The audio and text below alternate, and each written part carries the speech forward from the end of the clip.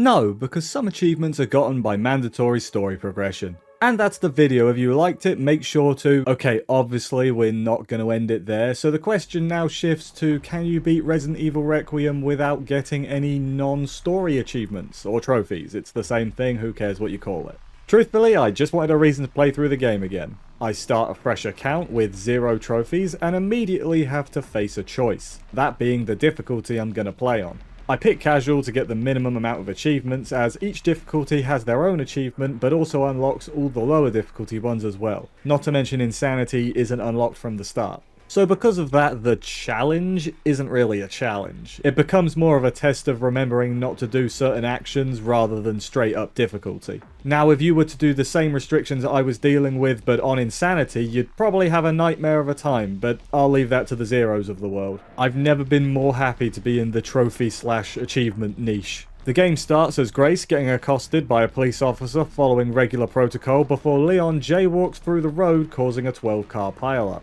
You can probably notice I'm avoiding all the enemies, and it's not because I'm social distancing. There's an achievement for defeating 3 enemies with 1 Requiem shot, and I don't want to accidentally get that, but also, and more pressingly, there's an achievement for defeating 300 total enemies. Now, I don't remember if I got this in my first run for my regular playthrough, but considering Leon has segments with loads of enemies later on, I figured it's probably best not to kill when I don't have to. Waking up in the care facility, Grace immediately gets justification for her nyctophobia before escaping to the lobby. Leon, on the other hand, gets glared at by this woman before sending the staff home for the holidays. Afterwards, I very nearly instinctively shoot the Mr. Raccoon here, which would have unlocked a trophy and failed the challenge immediately. Before Leon then passes the Requiem on to Grace before just wandering off somewhere. Finally, the game properly starts, and I immediately realise that Leon has actually made my life harder. You see, there's a trophy for using the item box as Grace, which means that Leon forcing the Requiem onto us had reduced our inventory and meant I was going to have to pay a bit more attention to what I picked up.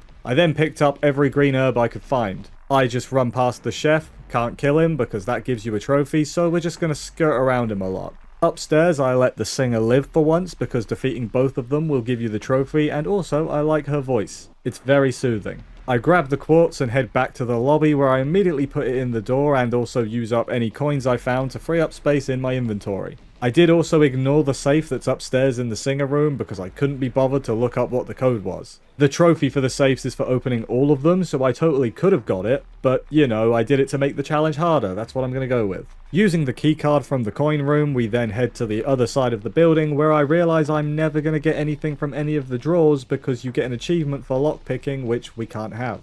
Moving along, we get to the surgery room, I guess it's a surgery room he's opened up. In this room, there's the first hemorrhoid injector, which we can't ever use because there's an achievement, so I don't pick it up to not clog up the inventory. And move right along to the blood collector room. So there's a few achievements related to the blood collector, one for collecting 5,000 units of blood, which we won't get anyway in one run, so who cares, one for never using it and beating the game, and one for getting 300 units of blood. So to ensure we get none of these, I use it once to get like 30 or so units to avoid the never use it achievement, while also not getting enough to cross any of the other thresholds. Also in this room is the analyzer for crafting recipes, which we can never use as that's also an achievement. And while we're here, we can't use the crafting mechanic as Grace at all, because even using it just to make one item will give you an achievement. Most of them use blood anyway, which we don't have, so whatever, but it also means I can't combine green herbs together. And speaking of green herbs, I also made sure to heal at least once to avoid the never healing achievement. I ended up needing to heal a lot later on anyway, so this was kind of a waste, but I needed to free up space anyway in the old inventory, so I consider it worth it.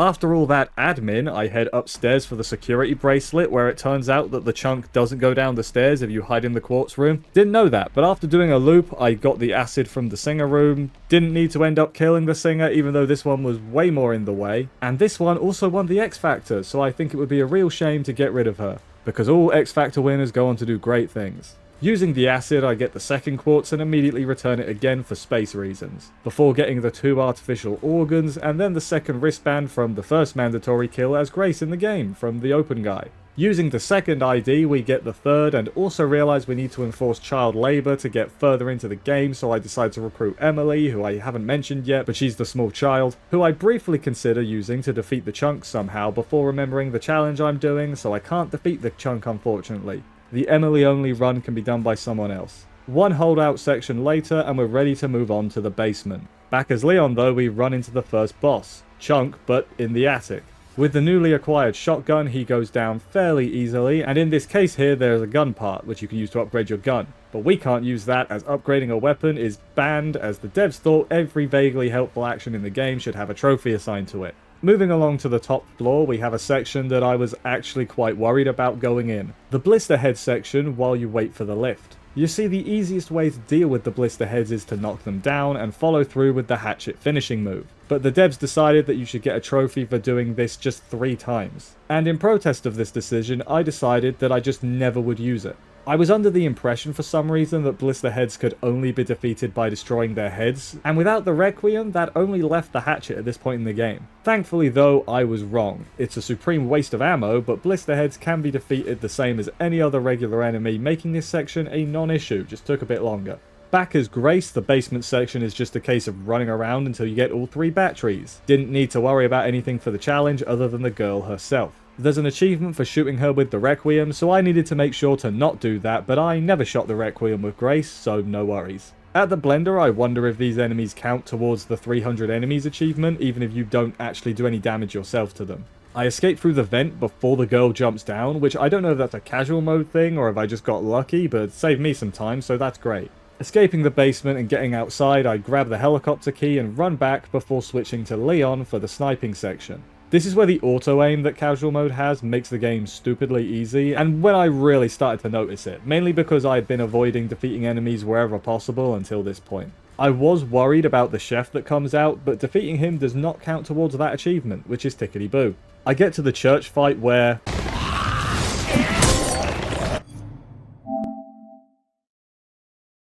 So, I made a mistake. Yep, you're not allowed to parry in this run. Ever. I immediately reloaded the last checkpoint, and you can argue that I should have started a fresh profile, started the game again. I would call that tedious, but as punishment for reflexively parrying this one time, I decided to completely ban crafting in the Leon section as well. That achievement needs you to craft everything as Leon, but if you craft nothing, then you can't craft everything, so job done. I defeated the big guy the second time, also making sure not to throw anything around the arena, as that is also a trophy. Literally all of Leon's cool combat skills are banned, it seems, except his kicks, those were fine. Man's got legs, I guess. Grace's final section in this first half is a case of just not shooting the girl again, so I used a Molotov to stun her instead, and defeated her, and also Emily, without issue. Leon returns to the blazing heat of Raccoon City. It could be the sun or perhaps the radiation. Now, we've already talked about most of the things Leon can't do in this challenge, so it really was just a case of going through the game semi-normally with one pretty major exception. Skipping the spider for the sake of the arachnophobes, we reach the camp where we're not allowed to buy anything from the box. This means no new guns, no extra ammo, and no healing items. Also no extra space, and no body armor. There is also a trophy for reaching a certain amount of points that you get from defeating enemies, but I'm avoiding that anyway, plus on my main account I didn't get it on my first playthrough, so I wasn't super worried about that. This fight against another Pimple Man and all his minions was a bit more strenuous without being able to parry, but far from impossible. I grabbed the SMG from the other fuse location, having the only time I think I've ever not had enough space with Leon, so I had to waste some heals, but it was fine. After that it was relatively normal. Get the part from the mortar section, get the gas from the gas station, zipline across, glass section, lift section, back with all 3 parts. Sorry for skipping ahead, but I really don't have anything to say about this section that's different from a regular run, and I assume you don't need a play-by-play of stuff you've already seen before. The bike section actually does have something to watch out for. When Victor is about to shoot you, he has this little arrow above his head. You're supposed to shoot him to stop him, but that gives you a trophy, so instead we're just going to have to eat a couple of rockets. This does a decent chunk of damage even on casual, so on higher difficulties it might actually be impossible to not get this trophy, but I'm not going to fact check that. I'll leave that to someone else. Also, turns out if you don't shoot on the jousting part at the end, he just kills you. Never seen this before, and I bet you haven't either. RPD section is short and unnoteworthy, the flashback section is fine the first time you play the game, and agonizingly slow every other time. Mr. X2 boss, I had to tank some hits as I couldn't parry, and again on harder difficulties you'd probably need to be a lot better at the game than I am, but here it was mostly still fine. Plant section I just ran past the first few as there's an achievement for defeating all of them which I wanted to avoid, and also because they probably absorb carbon dioxide and produce oxygen, which is pretty useful for living. Reaching the lab, I realized the end is in sight. The soldiers are still my least favorite enemy, and in this run I couldn't get the body armor, so they do a lot of damage even on casual. I used the liquor on the second batch, which I only know is here from other videos I've seen, like challenge runs on that. Didn't know about it on my casual run. Before moving forward to the final boss of the run, Hunk. Now if you've played the game, you'll know that this fight is supposed to be played by parrying him to cause an opening where you can hit him. You see the issue. He will dodge a lot of shots you shoot at him, and if it's cool with you, I'm just going to show you the whole fight. Not because I'm bragging about beating the boss on casual, but because I wanted to show you the most scuffed Hunk fight you're ever likely to see. I didn't realize I had such a big fan. How about an autograph? I heard you were a smart ass.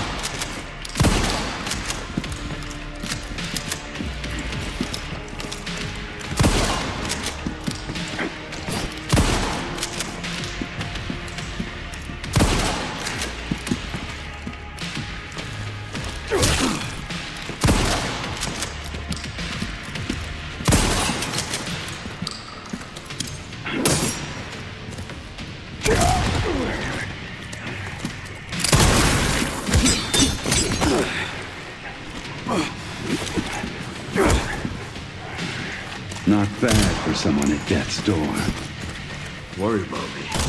How sweet.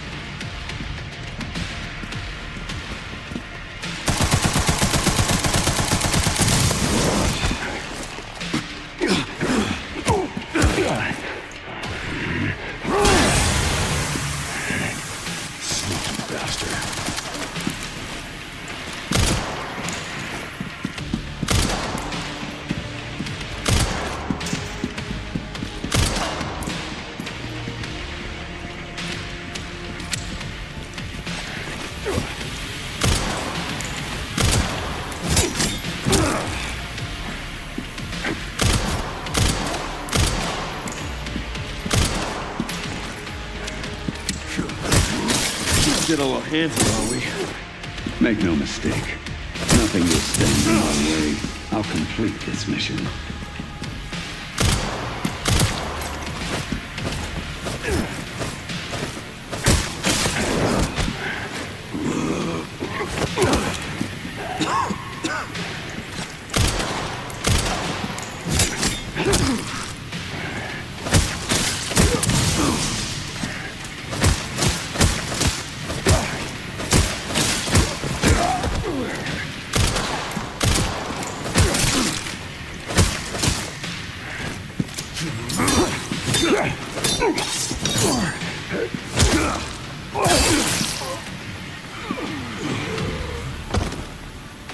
After beating him, all I could think was, thank God I decided not to play on Insanity. I'd love to tell you that there was more challenges to come, but really, this was the end of the challenge. I basically just ran through Grace's last section, avoiding the lickers rather than sneaking, and Leon all I had to worry about was not parrying. The final holdout at the elevator was fine because casual mode, and then it was time for the final decision of the run. I chose to destroy Elpis, leading to an epic boss fight with Xenon, and oh wait, no, that didn't happen. Leon died because he never learned how to parry in this timeline, Grace escaped, and we got an achievement for beating the game on casual. In case you were wondering why we picked the bad ending, the good ending gives you an extra trophy just for doing that, and we also would have had to wait around for like an hour to avoid the speedrun trophy, which also only counts for the good ending. We beat the game with the 10 story trophies, and the 1 accidental parry trophy, but we erased that from the continuity so it doesn't count, we all agreed, and that's the video. This challenge was not hard, obviously. It was more a case of remembering not to do things that are second nature, like parrying, especially parrying.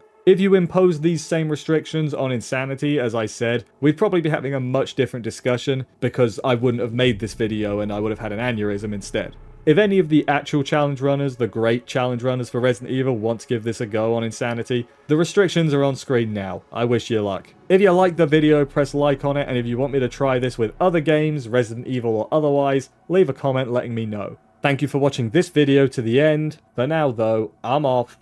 Hunt them tropes. And I'll see you next time.